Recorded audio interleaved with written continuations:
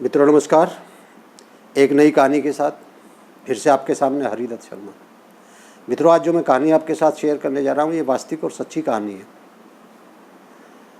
और इस कहानी को एक शीर्षक दिया जा सकता है कि जैसा कर्म आप करेंगे उसका वैसा ही फल आपको प्राप्त होगा। जैसा आप बीज बोएंगे निश्चित रूप से आपको वैसा ही फल प्राप्त होगा। एक हमारी हिंदी में कहावत होती है कि बोया पेड़ बबूल का तो आम कहाँ से आए। यदि आप आम का पेड़ लगाएंगे तो निश्चित रूप से आपको खाने के लिए फल मिलेंगे, लेकिन यदि आप बबूल का पेड़ बोते हैं तो निश्चित रूप से आपको कांटे मिलेंगे परिणाम में। तो जैसा आप बीज बोएंगे वैसा ही आपको फल प्राप्त होता है। ठीक उसी तरह से जैसे आप कर्म करेंगे वैसे ही फल की आपको प्राप्ति होती है। तो यहाँ एक सच्ची कहानी के माध्यम से मैं इसको साबित करने की कोशिश करूँगा।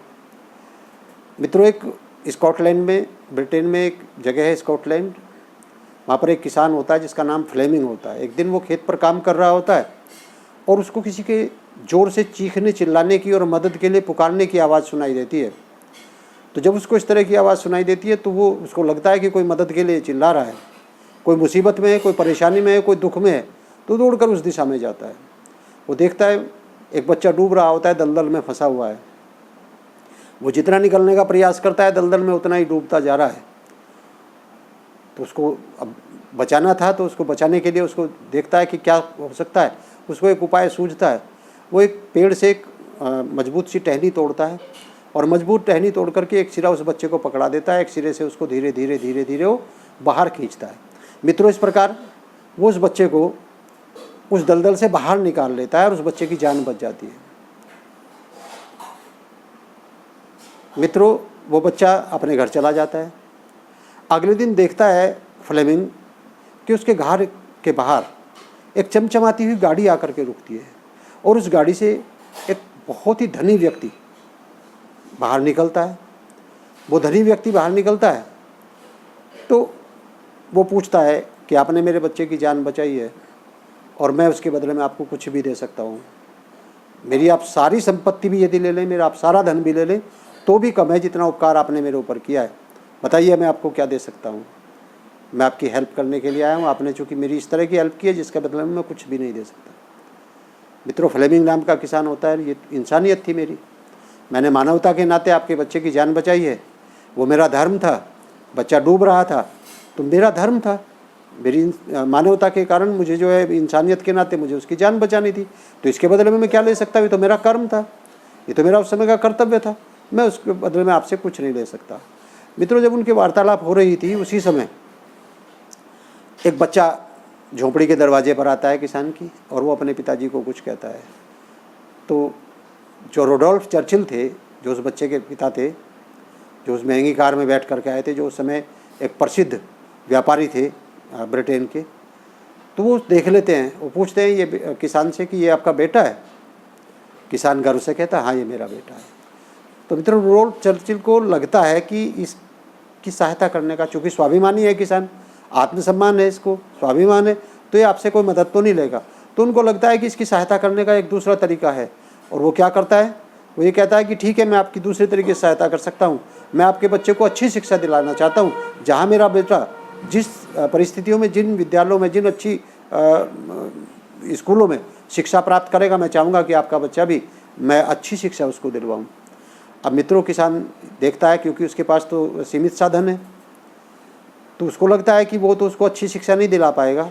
तो इस बात से सहमत हो जाता है ये सोच करके कि बच्चा अच्छी शिक्षा प्राप्त करेगा, निश्चित रूप से उसका जीवन जो है अच्छा हो जाएगा, वो सफल व्यक्ति बन जाएगा।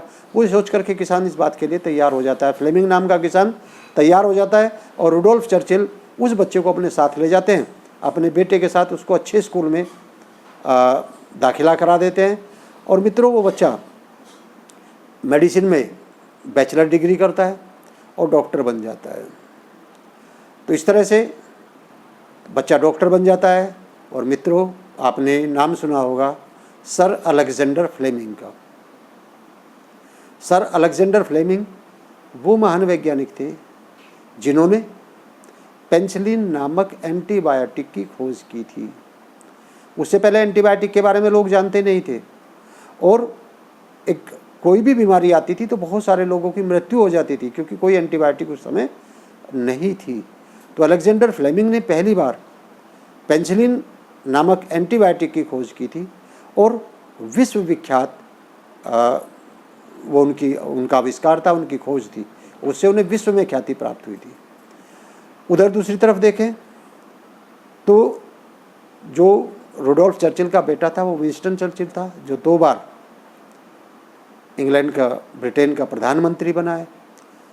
तो किसान फ्लेमिंग ने जिसकी जान बचाई थी वो बड़ा होकर के विंस्टन चर्चिल बना, और जो 2 बार ब्रिटेन का प्रधानमंत्री बनने का जिसको गौरव प्राप्त हुआ, और उनका किसान का फ्लेमिंग का अपना बेटा अलेक्जेंडर फ्लेमिंग महान वैज्ञानिक और महान चिकित्सक बना, और उसने सबसे पहले एंटीबायोटिक पेनिसिलिन की खोज की थी। अब मित्रों, कहानी यही खत्म नहीं होती।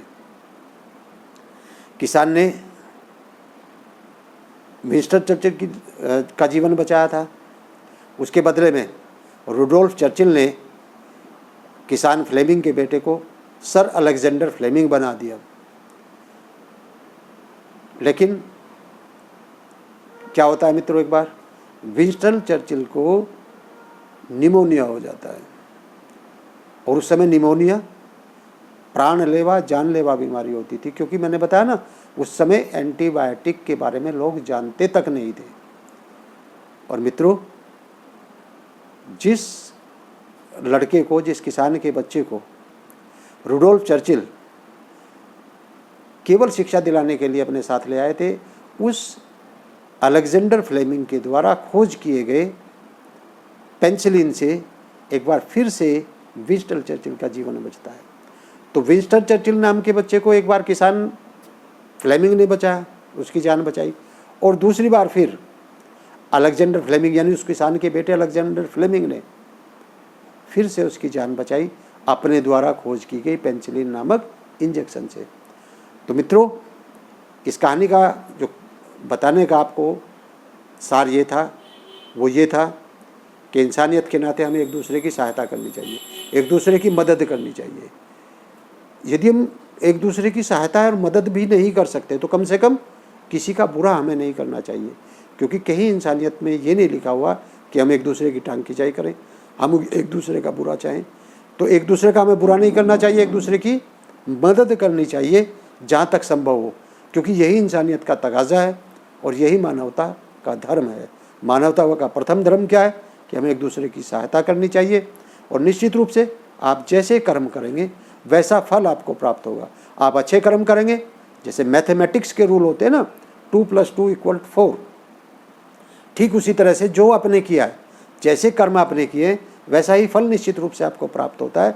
इसमें भी कोई परिवर्तन नहीं हो सकता। जैसे 2 + 2 4 होते हैं, 2 और 2 4 होते हैं, ठीक वैसे ही आपके अच्छे किए गए कर्मों का फल आपको अवश्य प्राप्त होता है। ये हो सकता है कि उसमें कुछ समय बाद आपको प्राप्त हो। अब देखिए, किसान को जो फल प्राप्त हुआ वो एकदम से प्राप्त नहीं हुआ, उसका बच्चा अलेक्जेंडर फ्लेमिंग बनने में टाइम लगा, लेकिन निश्चित रूप से उसको उस चीज़ का फल प्राप्त हुआ। तो मित्रों, मेरा आपसे यही आग्रह है कि अच्छे कर्म करिए, अच्छे कार्य करिए, एक दूसरों को काम आए, एक दूसरे की सहायता करें, किसी का कभी बुरा ना करें, जहाँ तक हो दूसरों का अच्छा करें, जहाँ तक हो एक दूसरों को साथ दें, हेल्प करें उनकी, और उनको आगे बढ़ने का अवसर प्रदान करें। मित्रों, आज की कहानी में इतना ही। यदि आपने मेरा चैनल लाइक नहीं और सब्सक्राइब नहीं किया है तो प्लीज़ मेरे चैनल को सब्सक्राइब करिए। मेरी वीडियो कैसी लगी आपको, उसे लाइक करिए, कैसी लगी कमेंट करके मुझे बताइए। और मित्रों, जितना अधिक से अधिक हो सकता है वीडियो को शेयर कीजिए। मिलते हैं फिर किसी ऐसे ही प्रेरणादायक प्रसंग के साथ, एक लघु कहानी के माध्यम से फिर कोई एक प्रेरणादायक प्रसंग लेकर के मिलते हैं। तब तक के लिए धन्यवाद। जय हिंद, जय भारत।